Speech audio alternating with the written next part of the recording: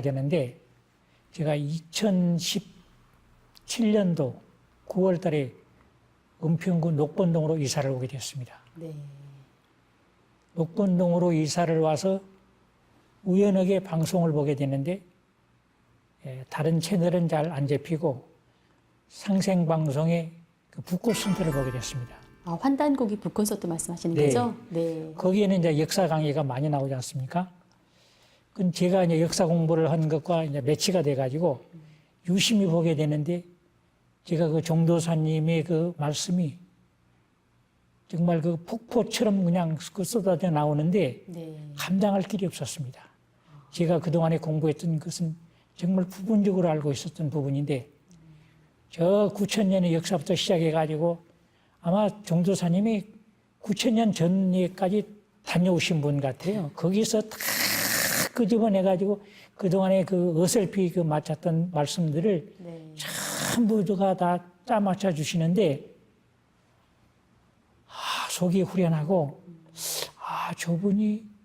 저분이 바로 그렇게 내가 갈망하고 기다렸던 그 사명자가 아닌가 하는 것을 제가 깨닫게 됐습니다. 네.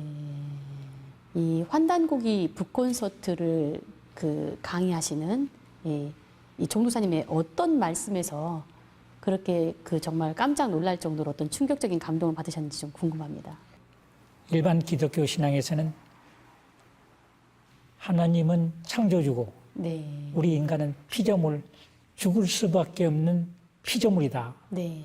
예, 거기에 제가 헤어나지 못했는데 종도사님의 말씀은 천일지일인일, 태일. 아, 천부경 말씀하시는 거죠? 네, 천부경에 네. 보면 그렇게 말씀을 하면서 우리 인간은 죽을 수 있는 피조물이 아니고 종도사님의 말씀이 하늘도 하나님, 땅도 하나님, 사람도 하나님. 그 중에서도 이 사람은 우주의 뜻을 우주 가운데서 가장 하늘의 뜻을 펼칠 수 있는 것이 바로 태일, 사람이다. 그리고 사람은 천지 부모의 그 뜻을 이루어준 것이 바로 사람이다. 네. 이 사람의 그 존귀함의 말씀에 제가 감동을 했고요. 제가 그동안에 그 풀지 못했던 것이 그 예수님을 하늘에서 누가 나를 보냈다 했지 않습니까? 네. 내가 스스로 온 것이 아니고 나를 보내신 자가 있다고 그랬는데 그렇죠. 기독교 신앙에서 나를 보낸 자가 안 보입니다. 아무리 보려고 그래도. 그리고 이분이 그분이라는 것을 알려준 사람이 없습니다. 그런데 이 도전책을 보니까 도전에 이런 말씀이 나옵니다.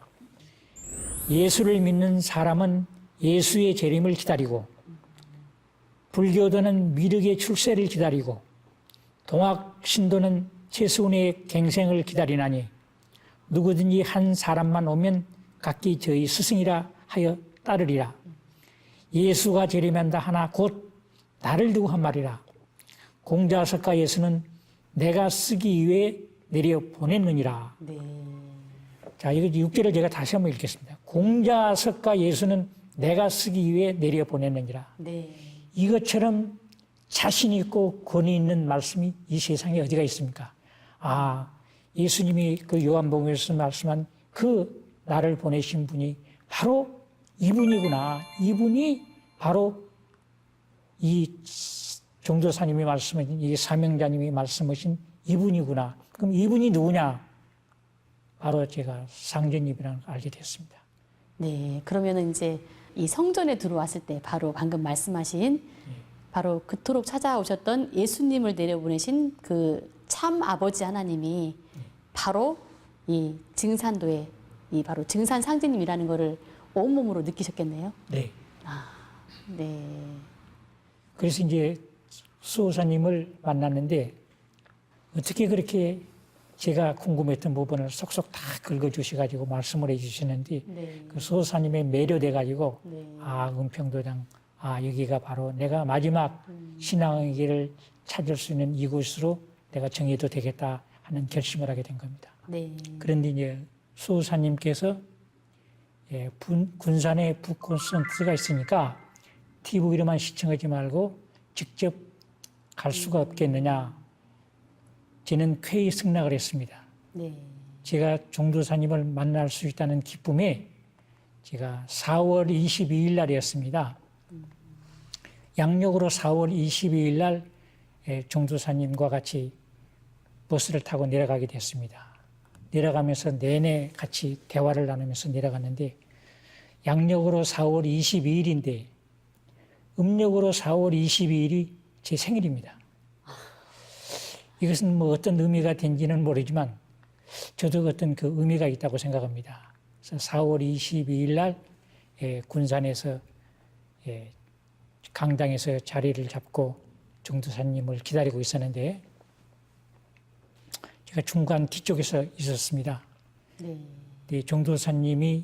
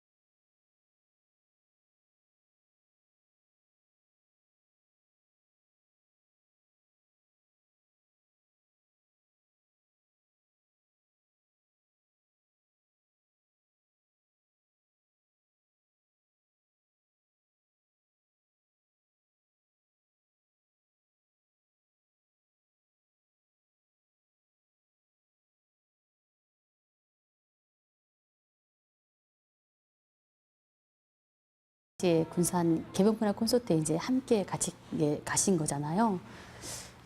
지금도 그 당시를 이렇게 회상하시면서 너무 감격스러우셨는지 지금 눈물을 흘리시는데 그 옆에서 지켜보셨을 때 어떠셨는지 말씀 좀 해주세요. 예, 말씀을 들으니까 저도 참 울적해지거든요.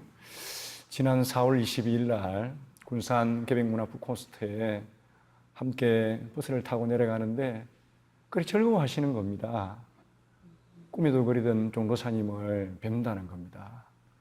그래서 이거저거 질문도 하시고 언제 시간이 간 줄 모르게 군산에 도착했거든요. 네. 그 자리에 앉아서 이제 제가 옆자리에 앉았죠. 종도사님이 무대에 등단하시자 네. 그냥 벌떡 서시는 거예요. 그래서 박수를 치시는데 내가 흘끗 이렇게 자연스럽게 보게 되잖아요. 네. 그 모습이 참 감동스러우니까 그래 막 우시는 겁니다.